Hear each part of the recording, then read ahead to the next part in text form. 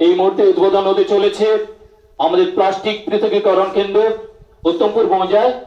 উদ্বোধন করছেন শ্রীগন্ডা গ্রাম পঞ্চায়েতের সম্মানীয় প্রধান সাহেব শ্রীযুত অনিমেষ বর্মন মহাশয়। সঙ্গে রয়েছেন পঞ্চায়েত সমিতির সদস্যা, সঙ্গে রয়েছেন গ্রাম পঞ্চায়েতের সদস্যা। আপনাদের সবাইকে অশেষ ধন্যবাদ। আমরা এই বিশেষ মুহূর্তটিকে আমরা করতালির মধ্য দিয়ে আরো এগিয়ে চল।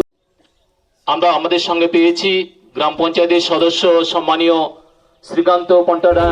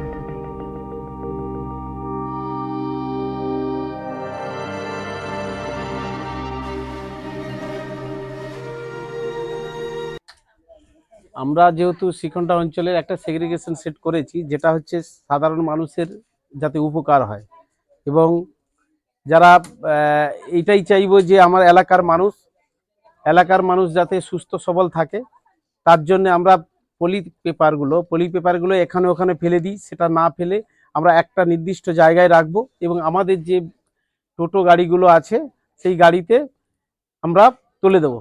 সেটা নিয়ে এসে এখানে আমরা যাতে অন্যান্য জায়গা নোংরা না হয়, হ্যাঁ, তার জন্য আমরা একটা সুব্যবস্থা করেছি। আর না, সেরকম কোনো কিছু আমরা নিচ্ছি না এখনো পর্যন্ত।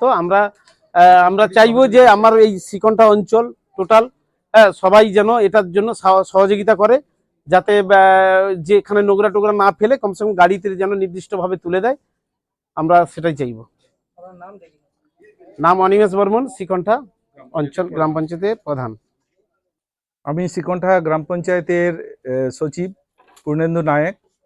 আমি চাইবো আমাদের সরকারি অর্থ ব্যয়ে আমাদের এই যে প্রকল্প চালু হলো আজ থেকে, এই প্রকল্পটা যেন মানে সুষ্ঠুভাবে চলে, এলাকার মানুষ যেন সচেতন হয়।